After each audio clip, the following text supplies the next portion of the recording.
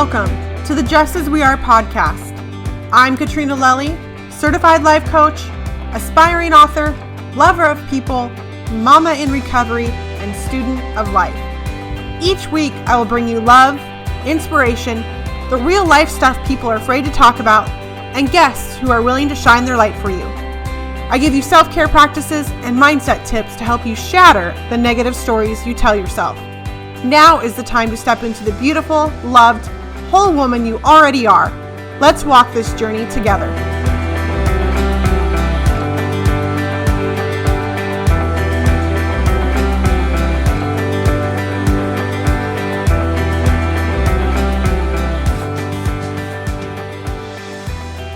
Welcome back to the Just As We Are podcast. I'm Katrina Lelly, and you guys, I am incredibly excited about today's guest.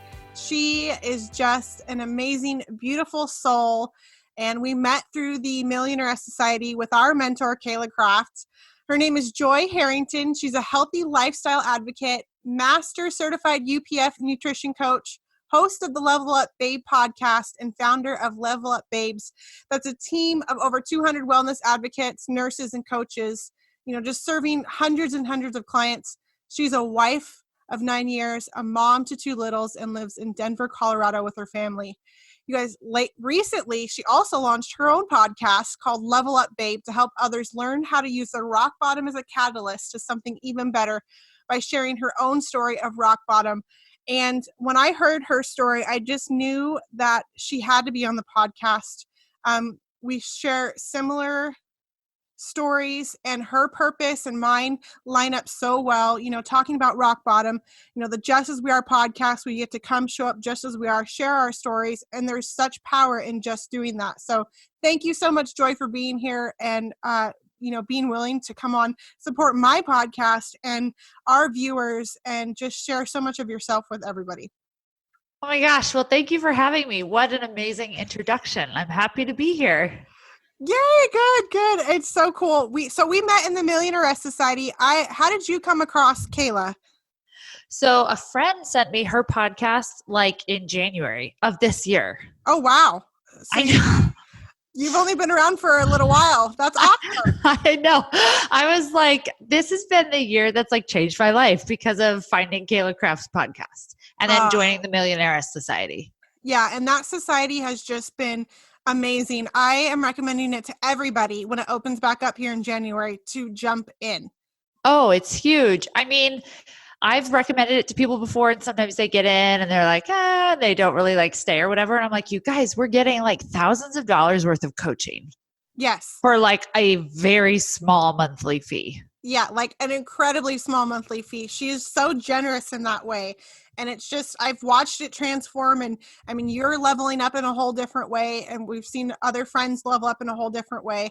And it was so much fun to actually meet some of those millionairesses in person. There's a little tongue twister in person. So it was cool to be able to be in person with you and meet you one-on-one. It just takes that relationship and all of that to a deeper level. Oh, sure. It felt more like a sisterhood meeting Yes. in person at Mommy Millionaire Live. And the whole focus of Mommy Millionaire Live felt like a real tribe of just support. Right? Honestly. Yes. Yeah. I don't know about you. I know going in, I had, some expectations and some ideas and prejudgments, so we can walk in with prejudgments, and all of those were blown out of the water, and walking away with that sisterhood feeling and just, collaborating and knowing I had new women to lean on and another tribe to support all of us in a different way has been so cool. Well, yeah. And I think it's easy to think as an entrepreneur, as a female entrepreneur, it's easy to feel threatened and it's easy to feel alone. Oh, right. Yes. And it's all up to us to make everything happen. And so I think one of the biggest lessons for me this last year has been no, there is no reason to be threatened. Some success for someone else is a sign for you that there's success for you. So number one, celebrate instead of be threatened. But number two, we're not supposed to do it all alone, and you're not going to get there all alone. And you need other people, other successful entrepreneurs to collaborate with. That's how you get to where you want to go faster. Yes. And so leaning into that has not only helped my business take off, but it's made it way more fun and Right? less lonely and less stressful and less like, I don't know what I'm going to do moments. Yeah. And there was just a whole new fire that was lit under me since Millionaire Society, and then since Mommy Millionaire Live. I don't think this podcast would have started with if I had not been in there.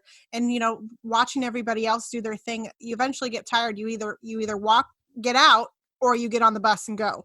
Right? Oh, for sure. So, well, I wouldn't have a podcast right now if I wasn't. I mean, she told me to start a podcast. That's like the whole reason I have mine. So, no, I love it. And you talked about having all those entrepreneurs around you. Not only that, like all of them are moms, and having another set of moms who are also trying to do things and still be mom.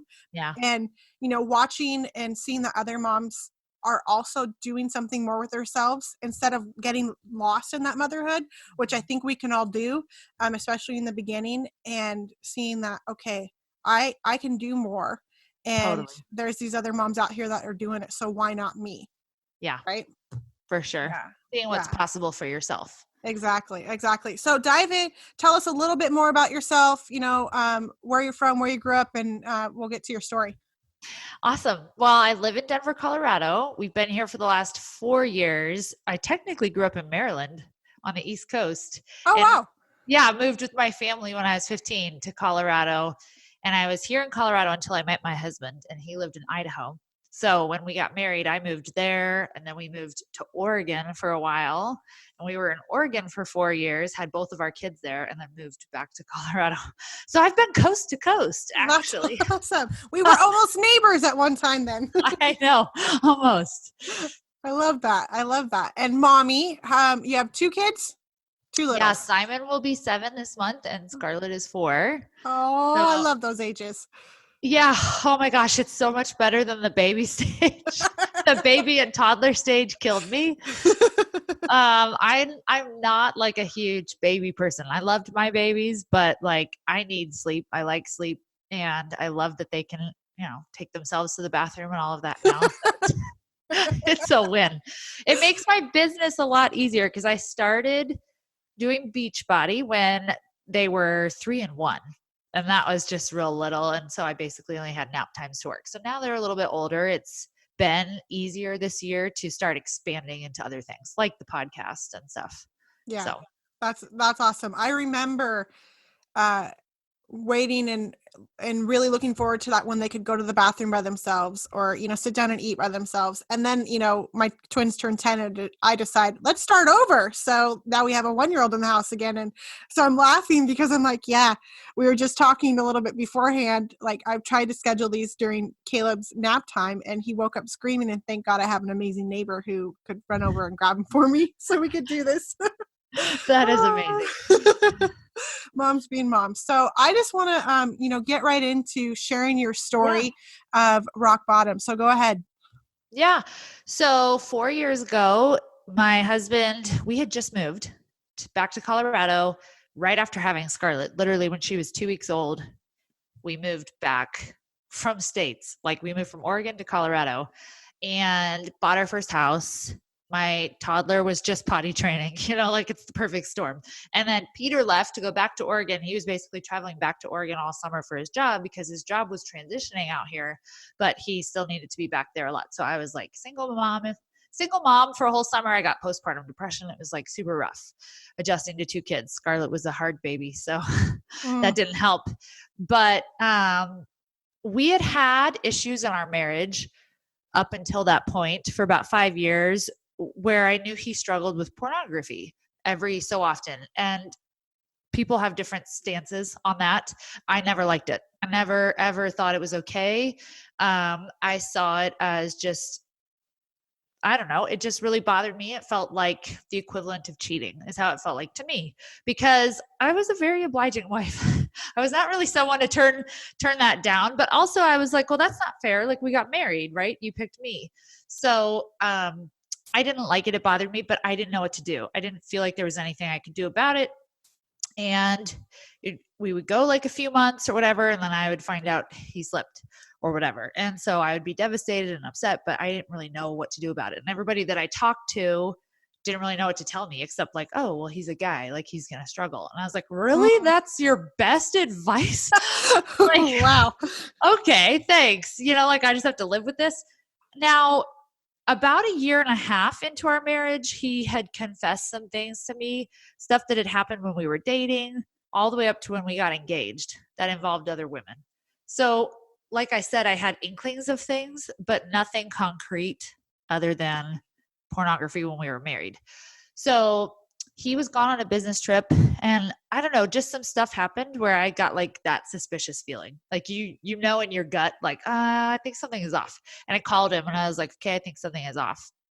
And he was like, no, like it's fine. And I was like, well, we need to talk when you get home. So when he got home, we talked and I went digging and I found evidence. I basically found emails between him and another woman who lived in another country that were inappropriate, explicit. And I was like, okay, this is bigger. This is bigger than pornography and I'm done. But honestly, I was so burnt out from like motherhood and adjusting to 2 kids and postpartum depression and all of that, that at that point in time, I literally had nothing left. So I had no interest in even trying to make this marriage work. I was like, I'm just done. In fact, being just a stay-at-home mom right now and being free of you and of like all of this and trying to figure this out sounds easier than anything else. So we separated. I was like, I'm totally done. He was completely devastated and didn't want to believe me the first few days that I was done. And I was like, no, I'm really done. Like, get out, get your stuff out. The only reason I'm not filing for divorce is because I have kids. And that killed me. Was the fact that I had 2 little kids. And so I was like, I can't just make this decision rashly because I have 2 kids and I owe it to them to make a really good decision. Right. So I talked to a bunch of people, which was probably a mistake. Talked to some people, I should say, but they all wanted to be like, oh, well, this is what you should do. And I'm like, not helpful. Like, that's not really what I'm asking. But anyways, long story short, I decided to give him 30 days to prove to me basically why I shouldn't divorce him. And I gave him a list of what I needed to see.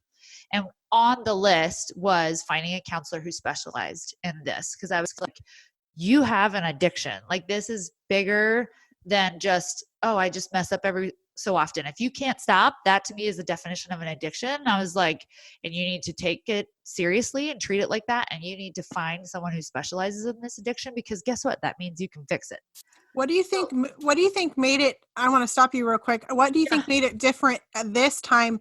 Because you said you had inklings and this feeling all the way up and even till you were engaged that you were going to stop or that this was happening. Yeah. Was it because of the kids? Was it what was that? I think I was finally brave enough to call it an addiction. Okay. So a couple of things happened. Someone had told me something like, or told him in front of me when we were engaged and we were getting married that he needed like a 12-step program. And I was like, interesting. What? Like, what are you talking about? I thought naively at the time, they were referring to him sometimes being dishonest with me. Okay.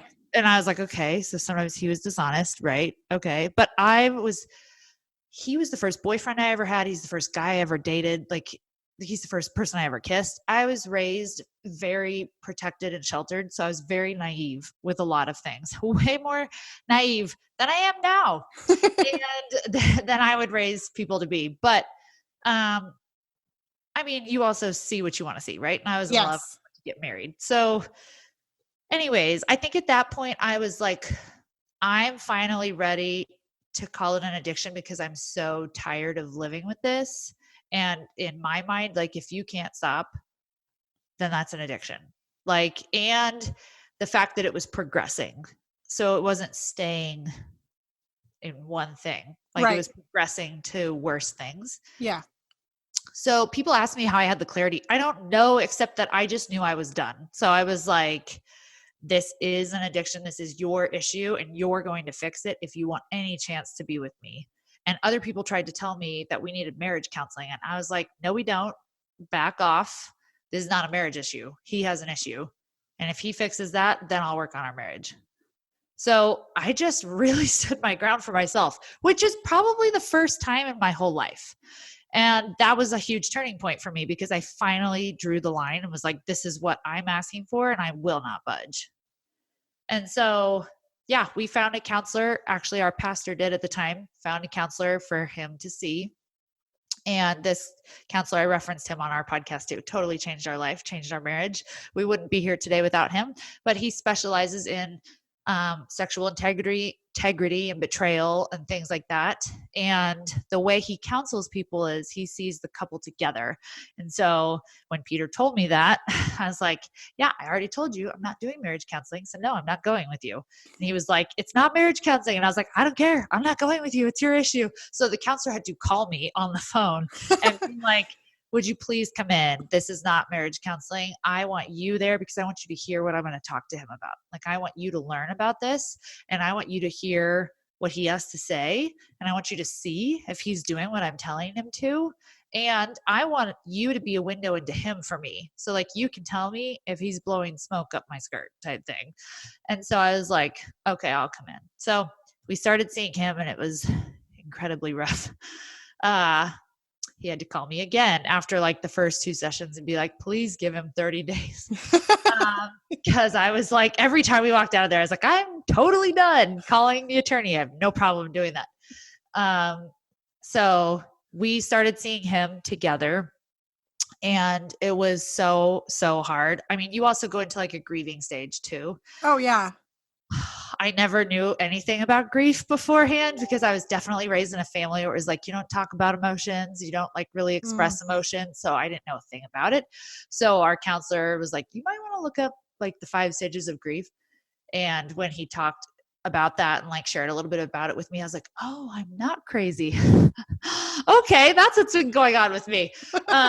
So I was in that and I was basically on the couch, suicidal, depressed, like basically being like, what is the point? Like, what is the point of my life? At that point, I really felt like I lost my identity because I didn't realize it, but I had so put my identity in being his wife and being a mom that I was like, I don't even know who I am. Like, if that's taken away, yeah, I'll be a mom, but like, who am I? Like, I don't know. And so it was just this rock bottom basically that ended up being like a rebirth basically, because after 8 to 9 months of being on the couch and going through grief, I started to get to that place of acceptance and being like, okay, I can accept that this is my story. I didn't pick it, but I will accept it. But I got to this point of realizing like, he's starting to change. He's doing all these steps. But even if he does all this stuff right, I'm still not going to be a happy person. Like, I'm still completely messed up. I'm still completely bitter and angry and upset. And like, at first I was so mad because I was like, you did this to me. I wasn't this person before. I was a happy person before. But I had to, again, get to that point of accepting like, okay, I didn't choose this, but this is where I am right now. And I can either stay like this or I can get to freaking work because I don't want to keep suffering. Like, I don't want to live my life on the couch. I don't want to live my life snapping at everybody and driving people away because I'm so upset. So that's when I decided to get to work on me. I love that. You know, I was thinking about how many women who would come across something like this and they would not be willing to stay. It would be, I couldn't imagine. I mean, there takes so much bravery and strength in that and giving him the opportunity, especially knowing that there's some history there with it. So 1, to stay around, and 2, to recognize that you had your own stuff to work on as well and to come out and be willing to do that. So there's a whole huge pile of stuff just put into your lap and just be like, okay, God, Yeah. okay, what do I do from here? And did you have support around you from family or friends? Like, did you have people around you or were you just kind of like alone in that process? I was alone. I was really alone. I mean, I had told my family and people take one extreme or the other, which is either like, oh my gosh, why haven't you divorced him yet? Or like, what? It's not that big of a deal, right? Where you're like, okay, neither of those things are helpful. But not one person ever showed up at my house. I was actually saying this to Peter the other day. I was like, not one person ever showed up, just like showed up, just to show up. Like they all said the usual, like, let me know if you need anything. But when you're in grief on the couch, you don't know what you need. No. You can't even have like the emotional bandwidth to even get in touch with what you need and ask for what you need.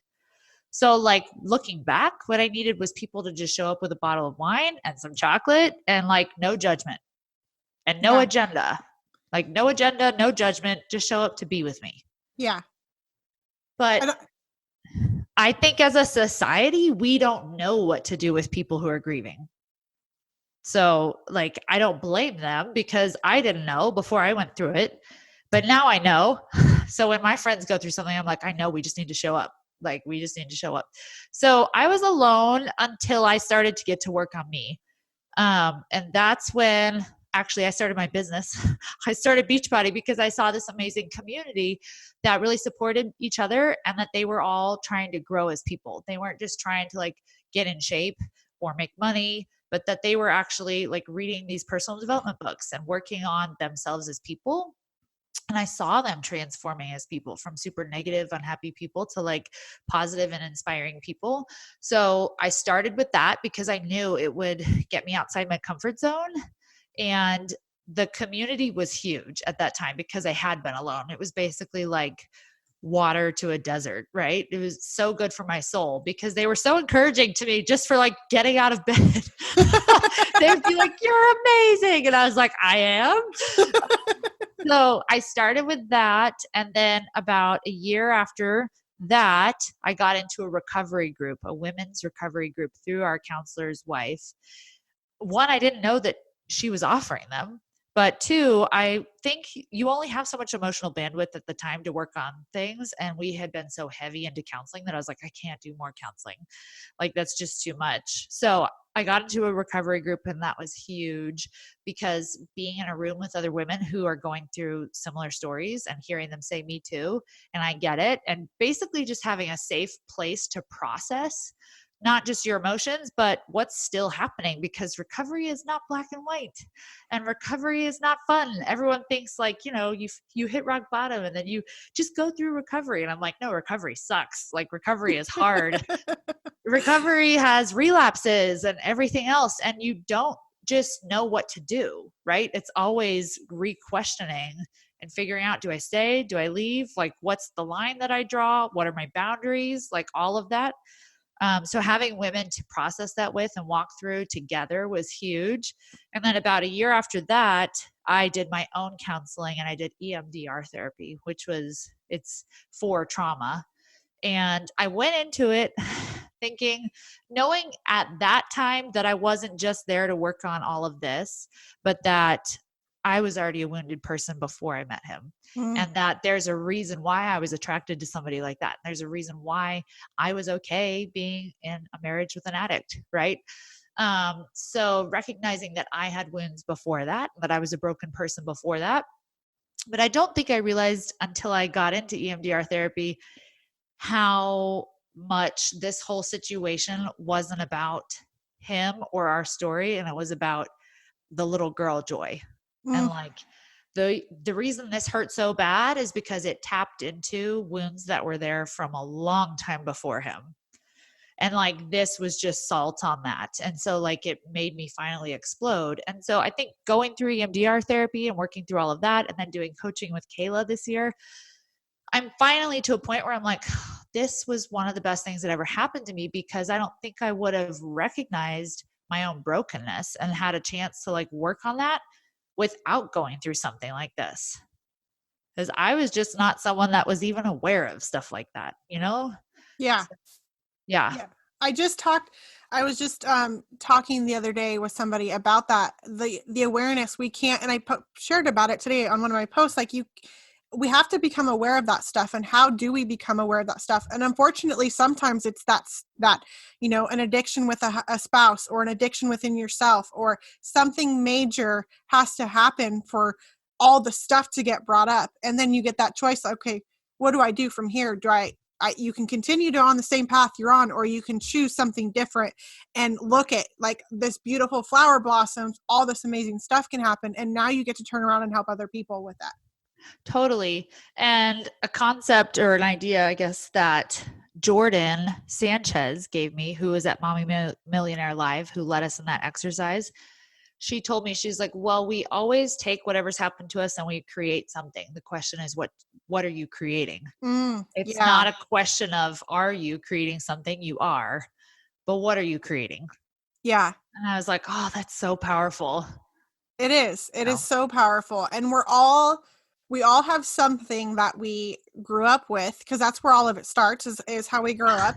And, our parents do the best that they can with what Yeah. they know. And Mhm. that one for me, I don't know about for you, but for me, that was a hard concept to really get, because being a parent now, until I've done the work myself, going through and doing the work myself, it was always like, I'm a parent and I look at my kids and I don't understand how you could do that. But I get it now. You have to do the work and recognize, like, Correct. I've done the best I could, with my own addiction, and with your stuff. It's like, we were just running on what we know and what we knew. Totally. And I've always thought I did the best that I could. So how can we give that compassion and grace to other people, including our spouses or somebody we know that's going through something. Totally. And recognizing our parents had their own wounds and their own trauma Yeah. and their own stuff. And they were never, ever encouraged to talk about it or work on it. Like, that's a generational thing. Yeah. For sure. And so in a lot of ways, they were just reacting out of that. And because they weren't aware of it, like, yeah, how do you blame them for that? Yeah. But yes, it was very hard. I was angry for a couple of years, a good solid couple of years. And it's only been this last year that I've been able to really reconcile that. And that's not just because of like therapy, but that's actually, I did Kayla's 7-step process. Have you done that? I haven't done it yet. So powerful. Although I did not do the 7th step. I did not call my mom and read the letter because I was like, not sure I'm going to do that part. But just writing it out and owning that it was my story that I told myself and that I held her to agreements she never made. It was like, I'm so much more free around her now, because I'm like, I have nothing against her and she can't hold anything over me because I've owned it. Like, I've owned all of it. So it was very freeing. That's so powerful. That's incredibly powerful. So are you guys still plugged in some way into 12-step work or a program or recovery? Because you have to maintain this daily, right? And what are you guys doing to do that? Or what are you doing to do that? Well, for me, a lot of it is Kayla and like all the coaching and listening to the Life Coach School podcast now. I'm not in a women's recovery group anymore. I still know all those ladies and I'll say hi every once in a while and ask everybody how they're doing, but I'm not actively in one right now. Peter is. He's still in his guys group because I don't think that'll ever go away. And they meet every Friday morning. And they also do daily check-ins every single day on the phone. So like, he's doing all of that. Plus he has things like journaling and check-ins that he does with me and stuff like that. So like, we have stuff set up between us, and then he has his stuff with his guys. That's awesome. Yeah, it's something, we have to put something in place, and whether it's we step away from the 12-step work or the recovery work, but there's always something that comes into play. Like you said, Kayla's coaching, or, having conversations with other people. I think the important part of it is to recognize it. Then we get the chance to heal from it, but, still talk about it in a way that is a tool for other people and share, and then continue to talk about the stuff that comes up. Because I don't know about you, but does your mind still go places where you feel a little crazy again and you're like, oh, I got to do something to change this and straighten this out? Because that stuff is so deep within us that it could easily come back. Triggers. Yes. Triggers happen for sure. Still, they're not as frequent, thank God, because before it was like, multiple times a day.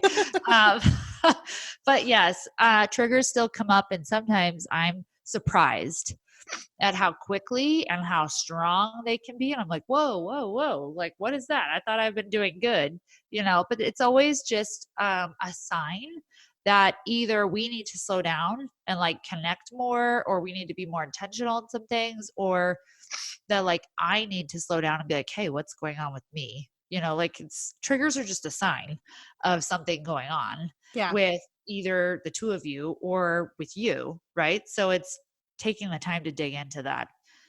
But they don't totally take me out like they used to, which is good. Sometimes they still do. And I am crazy for a minute or two. But talking about our story for me has been hugely healing. Peter is not quite there yet. He's still working on separating out his identity with the story and not just feeling shame. Probably harder for him since he's the one that had the addiction. So, but he's brave enough to do the podcast with me. And I so appreciate that, because I know that when I went through everything, and even the years before, right before rock bottom, I never heard anybody talk about it. And I didn't even know one person to call when I went through all of this to be like, oh my gosh, I know you'll get it. Like, what do I do? And so when it happened to me, I was like, well, I must just be the only one. Like, what's wrong with me? And then you find out, no, you're actually the norm. Most people are going through something like this. People just aren't talking about it. And so that's what lit a fire for me to be like, well, F that. Like, I'm going to talk about it, because that's what I needed. I needed someone that didn't have all the answers necessarily, but could say, me too. Like, you're not crazy. I get it. And like, I'm here for you. So we started the podcast, and then next week we are filming for a marriage course that we're going to be launching to help couples in recovery.